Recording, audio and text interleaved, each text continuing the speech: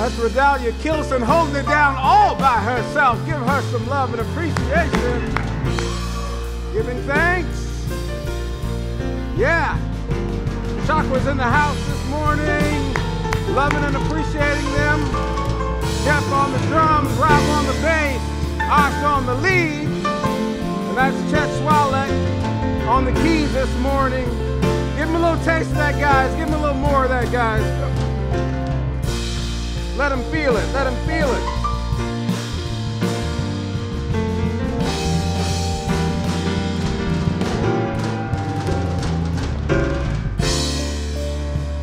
Talk to us, Osh. Talk to us a little bit, Osh. Just talk to us. Talk to us a little bit, Osh. Come on.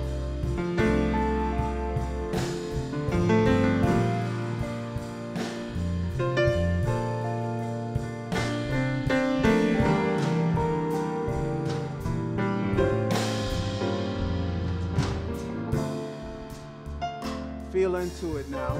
Feel into it. This field that's established by this music ministry is the conditioner for your soul this morning to receive what you came here hungering and thirsting to receive. We don't come here accidentally and randomly. We're here on purpose, with a purpose. And those that come hungry and thirsty shall be fed this morning. Giving thanks, hearts and thumbs up in the chat room. And give thanks in the house for the blessing, the message given through music today. God bless you, Redalia.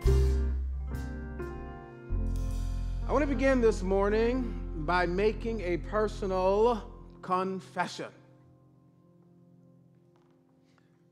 I've got to do it. We're here in the Lenten season.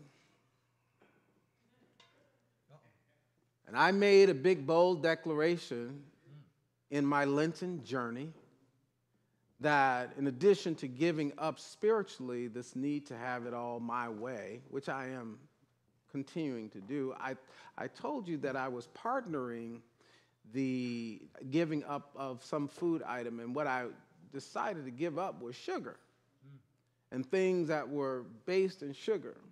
And during the Lenten season, that's what I wanted to do as a symbol of my commitment to this need to have it my way. So I've been doing the other part, but then the Girl Scouts come along with Girl Scout season during the Lenten season.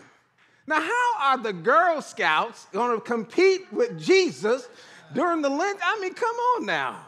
And they're just so cute and darling and available at every store, every corner, with all of those precious cookies that they made themselves personally, packed them and boxed them.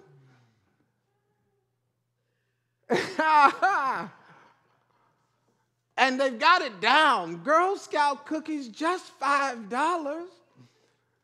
And of course, I initially decided, well, okay, I'll get some and bring them home for the other folks who are non-sugar fasting folks. I bring them home. But then I left them in the car for a while. And the wafting in my car of I actually bought my favorites, the lemon drop. What are the lemons and the shortbread? God help you know exactly what I'm talking about. And before I knew it, I had opened the package because maybe I was going to hand some to the folks in the house as I got home. But my hand came in contact with the impress of the actual cookie, and before I knew it, my salivary glands, who knows what I'm talking about? Now, don't leave me out here by myself. I've got to confess the thing. And the salivary glands, the olfactory senses, all of those had gone into past programming. Who knows what I'm talking about? And before I knew it, there were crumbs in my car. The crumbs weren't there before, but somehow they managed to be there. And I looked up, and there were no cookies to offer anybody. So I had to go and buy some more in order to keep my intention of blessing the people that I live with and, of course, supporting the Girl Scouts. We have to support the Girl Scouts. And so I ask your forgiveness, for I have sinned and fallen short of the glory. I really ask your forgiveness, and I want you to hold me accountable. You see, when we make a mistake, we must confess it so that we don't sit in the associated shame that comes with, falling short of our word. Even something as simple as the giving up. So I want to model this for you, but I'm working it out for me. So we're going to hit the reset button in myself. I forgive myself for falling short on the word that I gave you and others. And I'm telling y'all now, come to my house and eliminate everything. Shut the Girl Scouts down and the stores, everybody. Just shut it down so I can get through this Lent without further distraction from my commitment. Oh, dear God, strengthen me.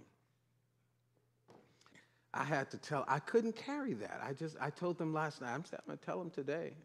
I told them, I'm going to tell them. Don't tell them. Then they're going to feel like they can stop. No, they're going to rise up and support me, right?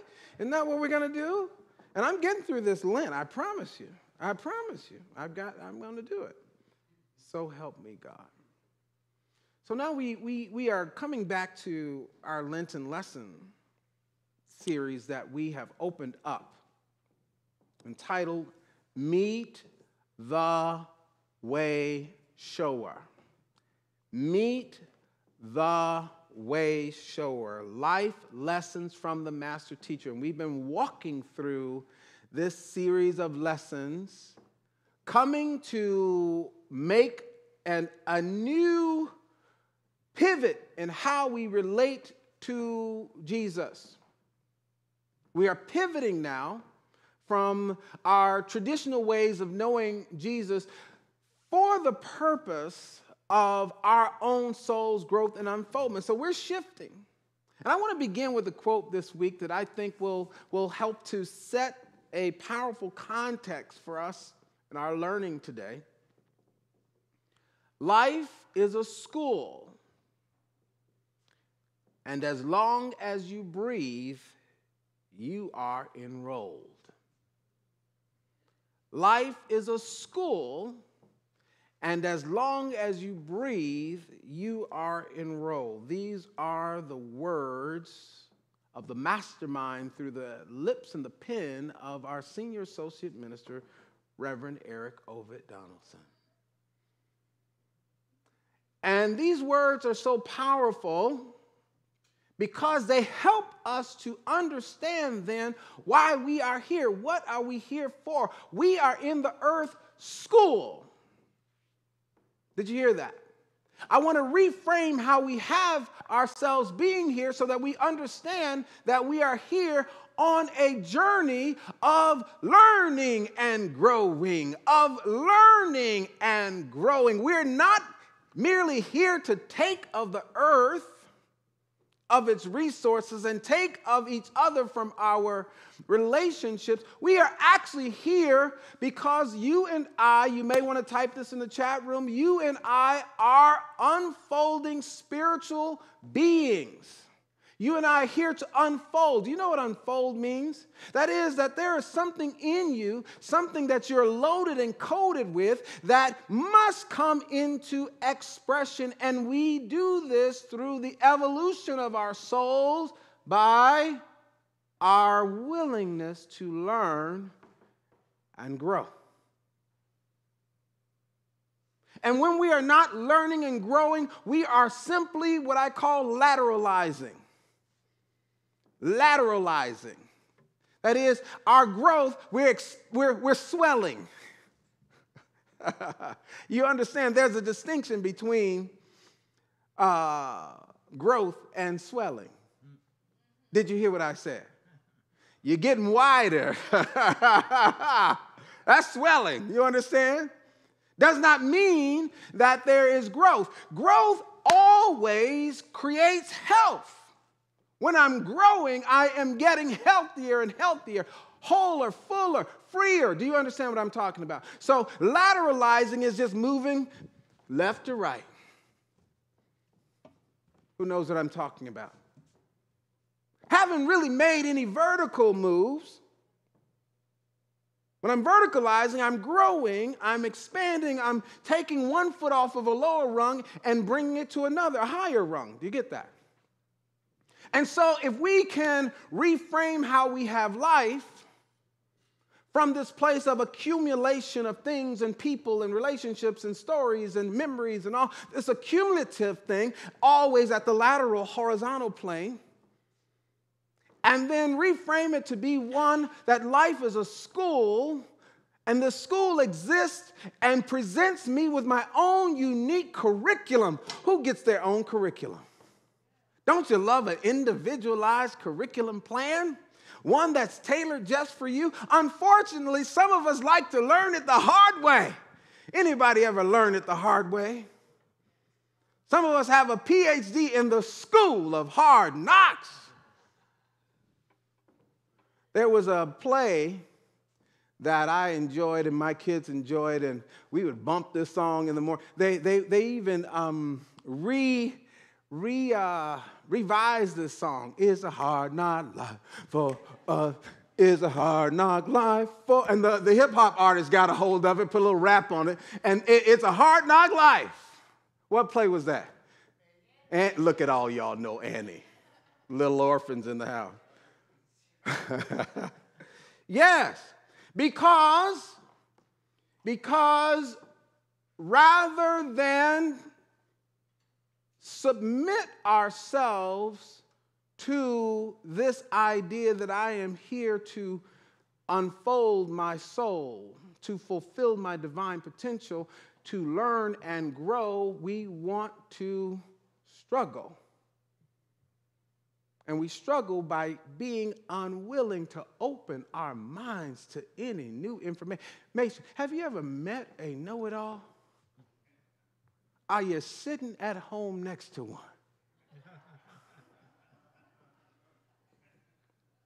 If you pay close attention to the know-it-alls, they're laterally moving, making progress in life, if you call that progress. Just moving side to side. The way shower comes to help us move higher and higher in our connection with the Spirit. And so we present Jesus as a way shower so that we can move into the place of being disciples. A teacher comes to make disciples. What did I say last week that a disciple is? See, that's an old word. We don't use it every day. In fact, when I was growing up in Chicago, a disciple, if you were you're a disciple, you were a gang member. There was like folk, I don't even want to say it because some of y'all might remember that you were in one of these gangs, and if I hollered out too much, I might get shot up right in here. You couldn't say these things out loud. Actually, when I was growing up, if you said disciples and the opposite gang was there, you had just opened yourself up for attack. But folks and disciples and vice lords and all those other things, how does Rev Kev know all this? And what does it have to do with Sunday morning? Not a thing. I was saying that this is old language, but really the way shower comes to make students. And if I can become a student, then I can also become, you ready for this? You ready for this? You ready for this? I can also become a way shower. Uh-oh. Did you hear what I said? So we present Jesus as a way shower in the earth school because there's some things we have to learn so that there can be a continuation of his consciousness in the earth. Does not stop with his individual personality. So now let's get some text here for us.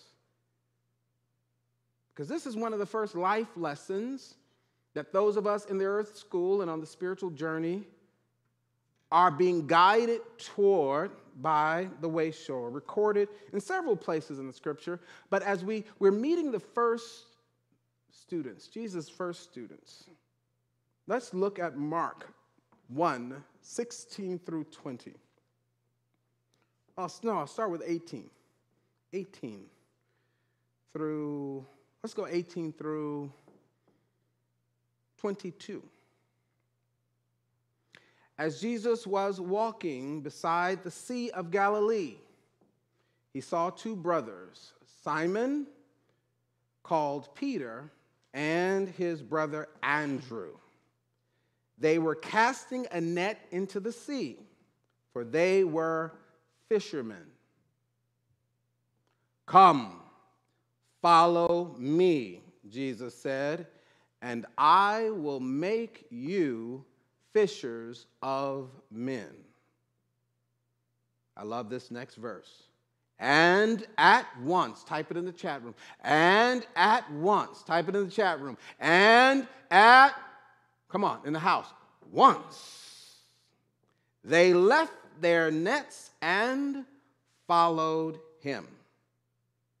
Going on from there, he saw two other brothers, James, son of Zebedee, and his brother John. They were in a boat with their father Zebedee, mending their nets. Jesus called them, and immediately they left the boat and their father and followed him. I want you to hold on to these verses for a minute. Catch the imagery of it as we explore this idea, really these two first life lessons that the way shower comes to teach us. The first life lesson that the way shower comes to teach us, you ready for this? It is to invite you to leave your nets. Leave your nets. Another version of this says, drop your nets. What is our net? Metaphysically, what are we saying? Our net is our present consciousness. Our present consciousness. What we have come to know thus far, where we have grown to up to this point. Our net is what we presently can hold with our current mindset. He is inviting us to consider, you ready for this? Consider laying aside some of your underlying beliefs and some of the ways that you have believed that have served you up to this point but cannot take you where you want to go. Are you hearing me? Imagine being a fisherman with nets too small to capture what you're looking for. Out there fishing with something that can't pull in what you think you want and what you feel in your heart. Do you hear what I'm talking about this morning? Why can't I prosper? Why can't I succeed? Why can't I get a good break in life? Why don't the good things ever happen to me? Because your net is too small.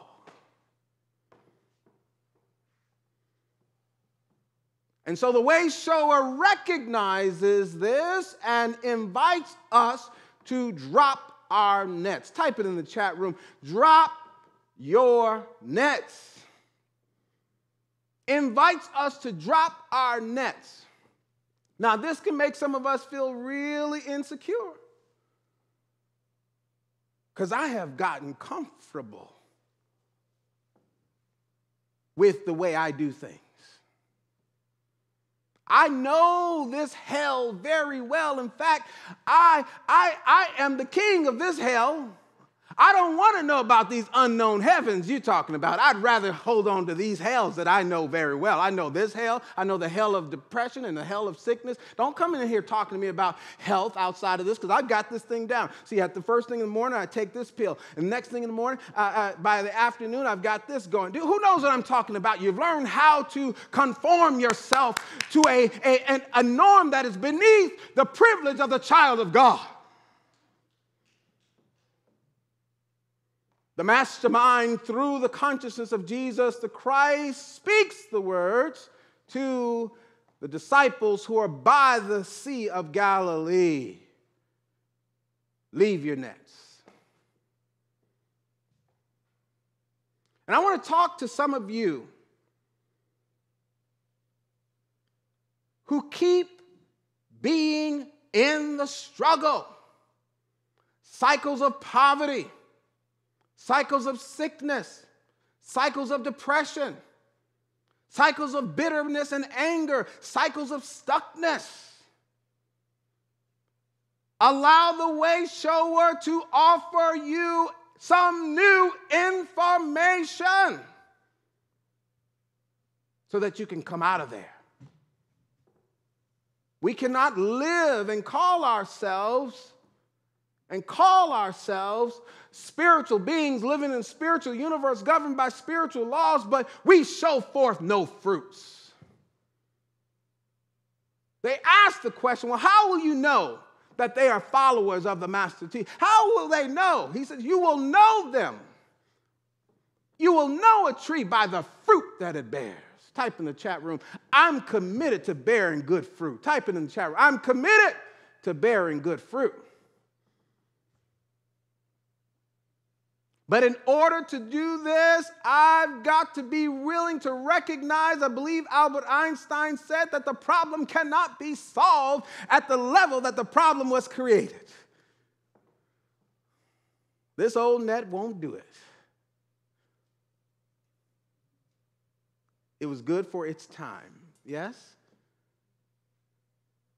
There's a song. And this song is depictive of why many people come here.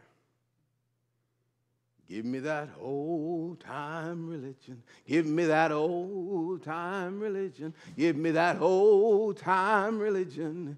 It's good enough for me. It was good enough for my mother. It was good enough for my mother. It was good enough for my mother.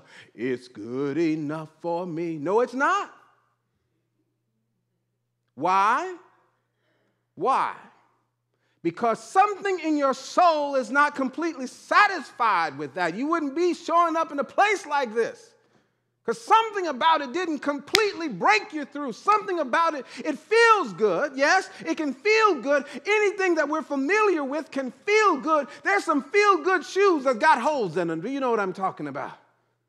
My best shoes, who knows about those best shoes you got on? They broken in, they've got holes in them, but boy, I can't go far in them. Are you hearing me today? Master teacher, the way shower, is coming to help you get you some new shoes that can take you wherever you want to go. Am I willing to lay aside the old belief? Am I willing to lay aside the old habit? Listen to me about this habit. Every choice you and I make, every choice that we fail to make from our limited consciousness, these choices lead to the person we become. Did you hear what I said? And if I am choosing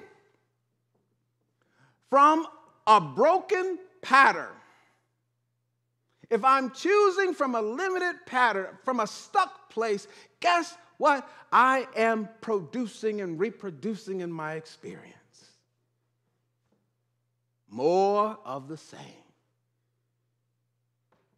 The mastermind, through the lips of the way shower, Jesus the Christ, says, leave your nets. And then the second lesson, oh, wait. Let me not miss this. The invitation to leave your nets is the first action that you and I take, yes?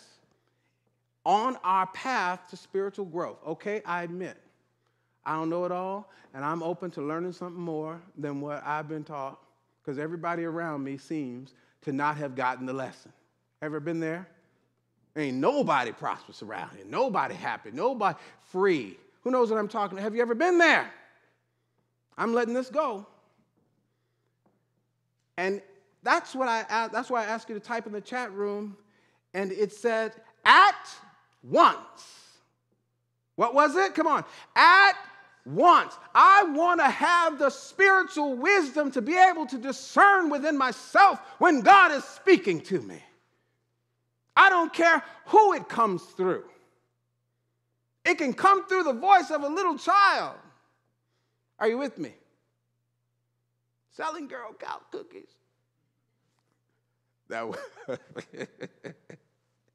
It doesn't matter who it comes through. When that voice comes to us, come on, 10 hut at once.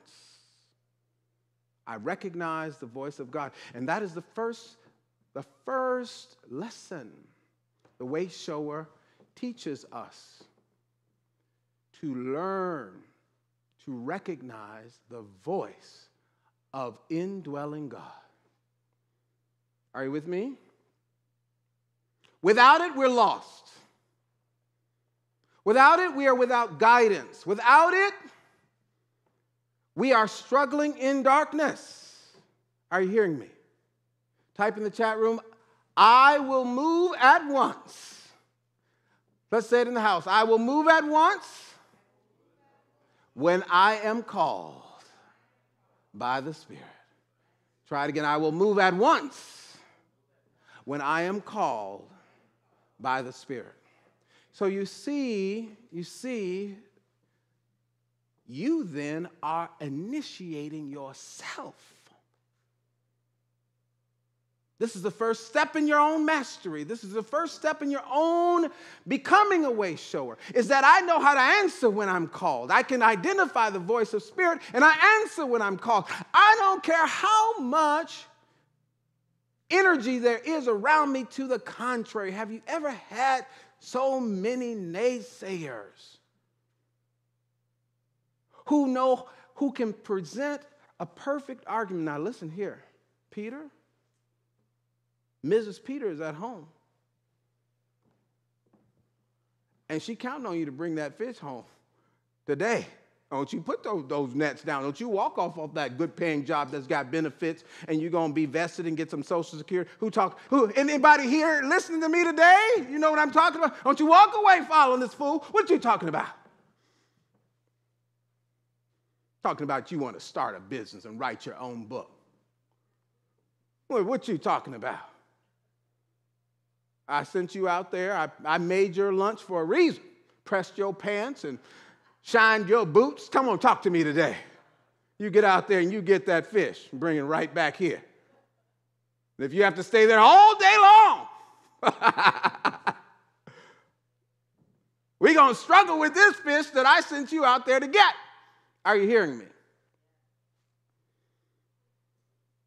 I want to take a moment to acknowledge one of our beloveds, Robert Woods, who participates in the Dream series every time we offer it, and he has released another book just a couple days ago. And it seems so outside of who he is. This time the book is a novel. Now, if you know Robert Woods, he's a financial wizard. But he's found a way to create this novel. It's like this thick. I'll be done with it by the time I'm 50, which is about another 40 years from now. But what about being called out and being a yes to becoming a creative soul and discovering an aspect of yourself that you didn't even know was present before? The way shower is always coming to lead you in that direction. Say with me, I'm coming out of the box. Come on, I'm coming out of the box. I'm coming out of the box.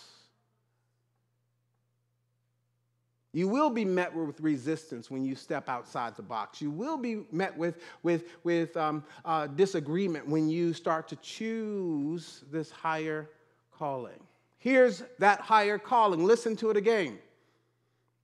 Leave your nets, and I will make you fishers of men. Metaphysically, I am taking you to a level far beyond what you can possibly imagine. You got a job now. I'm about to give you a mission. Did you hear what I said? You get the distinction between having a job and a what? Come on, a mission. How you show up to life when you've got a mission. You can drag those bones out of bed when you've got a what? Come on, a mission. You recognize that I'm here for a reason. I'm here for a purpose. I'm not here to just clock in and clock out. I'm doing something for God. That is a part of what the way shower comes here to help us to see. Making you fishers of men is placing you in the field of service to God who has an assignment for your life. Type in the chat room, I'm here by divine assignment, and I must complete, come on, the assignment. Type it in there. I'm here by divine assignment. Let's say it in the house. I'm here by divine assignment, and I must complete the assignment. Come on, I must complete the assignment. One more time, I must complete the assignment. This is one of the first utterances that we hear from the master teacher when he was in his teenage years in the temple talking back to his mama. You remember? Don't you remember it? Now, he didn't have my mama, thank God. That would have been the last verse and chapter. And he talked back to his mama, and that's all we got on him. Haven't seen him since. We've been looking for him ever since.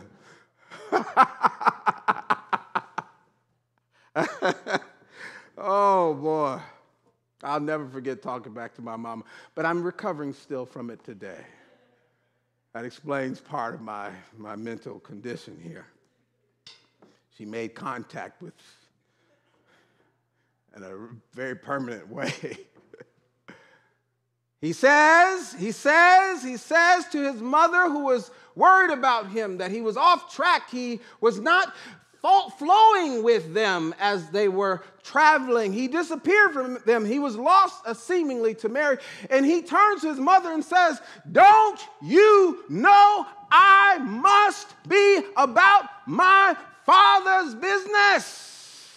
Oh, there's a difference between having a job and being about, come on, the Father's business.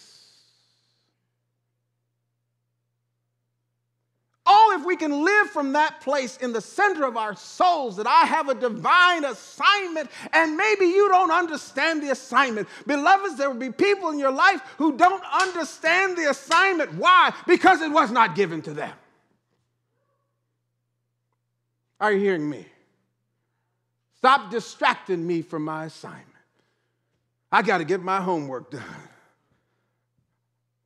Are you with me? So the invitation from the way shower is first and foremost to show us how to respond promptly when we hear from the voice of Spirit, which then initiates us from know-it-alls to then students or disciples who are on a mission. Now I'm awakened because I'm not just here to move widgets around and that sort of thing. I'm here on a divine assignment. Now my life has been immediately elevated. Immediately. Just in my sacred yes. Type in the chat room, I'm willing to give my sacred yes. Come on. I'm willing to give, come on, my sacred yes. That's what I love about these guys that are spoken of in the scriptures here. It said, at once, at once, at once. Sometimes we don't run downstairs at once when our favorite meal is being made for us. We call down to dinner. All right, I'm almost done. I just got to finish this thing up. Who knows what I'm talking about? I'll be there right there. It's going to get cold. It's going to get cold. They said at once they dropped their nets. That's how instant I want to be. That's how connected I want to be and you to be. And sensitive to when the Spirit is giving you an invitation, because it always verticalizes you. It elevates you immediately. So then the first thing was, leave your nets. And the second lesson there was, follow me. What was it? Follow me. When our eyes have been spiritually opened, we can see the way shower for who the way shower is. As someone who has come specifically and particularly for us, to show us a path that's meant for us, then I make the decision, I'm going to follow this one. Who's ever had a teacher, a mentor, an inspiration, a coach, someone that you knew was God with skin on the bones? Ever have a God with skin on the bones come into your experience and speak to you in a language that you can understand? Here's a clue, beloveds. Here's a clue, beloveds. Here's a clue, beloveds. When the way shower appears in your life and asks you to follow, the way shower is going to speak to you in a language you can understand. He was talking to fishermen. He was talking to fishermen, and so he used language that fishermen could understand. Drop your, come on, nets. So if you're trying to identify, because sometimes we're in that battle between, is that my voice or the voice of God? Who knows what I'm talking about? Is that me talking again, or is that the voice of Spirit? Who knows what I'm talking about? I'm telling you, when it's the Spirit, it's going to speak in a language that you can understand, and you know, oh, wait. It's a little spooky, but how you know all my business? How you know all about that? Because that is part of the work of the way shower. Way shower will come in the form of your coach. The way shower will come in the form of your mentor. The way shower will come in the form of a spiritual leader, a political activist, an artist. However, the way shower shows up, the way shower is representing the love of God. Why? Write this down, type it in the chat room. God never loves generally. God loves particularly. God never loves generally. God loves, come on, particularly. You will know that you are to follow because it has come to you in a very particular way. This is for me. You've heard me say that when I saw Les Brown stand on the stage, and I had this vision of being a speaker as a little kid, and he was standing up there lighting up the room, and he used to say this when he'd be up there. Maybe I'm only here for just one person. Have you heard him say that before? Maybe I don't know who I came here to touch and inspire, but maybe I'm just here for one person. But if you're the one, I want you to say within your heart, I'm the one. I'm the one. I'm the one. And I remember being there saying, I'm the one. I'm the one. And I knew right then and there, that's going to be my mentor. I said, God, I don't care. There had to be about 500 other people in the room in that particular day. I said, he came here especially for me. Do you have the audacity to claim it? That God knows how to get very particular about the thing. And so after it was over and the crowds thinned down, I walked up, little Kevin Ross. I'm certain I had a suit on because I think I was born with one on. It must have been very difficult labor for my mother. Mr. Brown, I'm the one. You were talking to me. And if you show me how to do what you just did, I'll go all over this country and inspire young people to be their very best and to change the world. He says, give me your phone number, young man. I'm going to call you one day. I was like, okay, 773-568-5180. That's 773-568-5180. 773. I got it.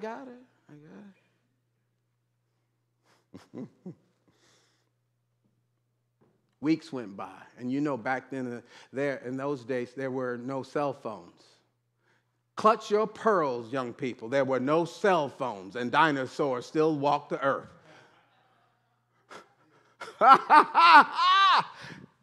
We had the phone on the wall in the kitchen, and the cord was this long. You could just walk it from one side of the house to the other. This long cord. Who knows what I'm talking about? Had no form in the cord at all.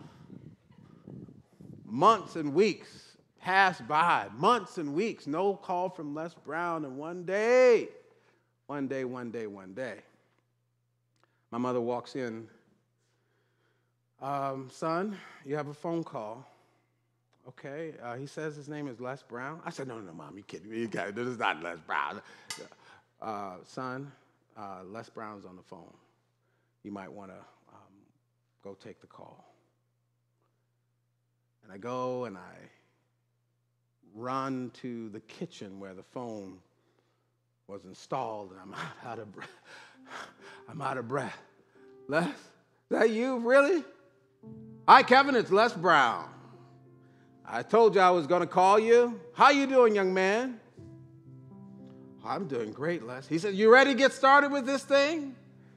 I said, yes, I'm ready to get started with this thing. All right, now listen, I'm going to ask you to do some things that you've never done before, but if you're willing to do some things that you've never done before, you'll go some places that you've never been before. Are you ready to do some things that you've never done before in order to go some places that you've never been before? I said, yes, sir. He says, the next time I see you, I want you to just carry my bags with me at my speaking engagements. I said, carry your bags? I'm Johnny Coleman's child. Ha ha! But what he was saying to me is, Kevin, I need you to drop your nets. I need you to come to a place where you have some humility and be teachable. I will take you to some places that you've never been before if you can drop. All right, I'm carrying Les Brown's bags. I'm walking around in stadiums, backstage at hotels, carrying his bags. One day he says, Kevin, I want you to press these pants. Press these what? I'm Johnny Coleman's child. I'm pressing your pants, and I'm pressing his pants. But before long, I was absorbing the consciousness of one who had attained his master shoes. And then before long, I developed the courage within myself to say, I can do the same thing he's doing. But I'm going to do it with young people. I said, Les, I'm working on my own thing. I'm working on something. I'm going to run it by you when you get some time. All right, Kevin, you just keep your bags packed. I said, why? He says, because you're going places. Keep your bags packed because you're going places. So I would keep a bag packed. And I eventually talked to my young friend, David Montgomery, and we formed this tag team youth motivational speaking duo. We called ourselves the Brothers of Thunder. And we would run things by Les Brown. What do you think about this? What do you think about that? He'd tweak it and work with it and tweak it and work with it and tweak it and work with it. And before long, we were at one of these tiny little engagements, got our first little engagement. We're speaking to a room of about 10 people. And we're up there giving our all, putting it all out there. And after it was over, like we did it, man, the fist bump wasn't invented at that time. We high-fived each other. We were so proud. And then on that day at that little engagement, another wayshower was sitting in the room at the back of the room. And the slow clap went.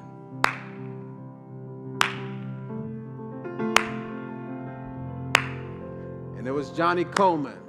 She was the mentor to Les Brown. And she eventually became my mentor. She says, boys, that was outstanding. I want you to come in and speak Sunday morning at your own church, where the room will have 5,000 people. Can you do it, boys? I said, David, you hear what she said? Yeah, I heard what she said. Yeah, Mom, we can do it. And a few days later, I'm not kidding you, we were standing there in front of 5,000 people, rocking the house.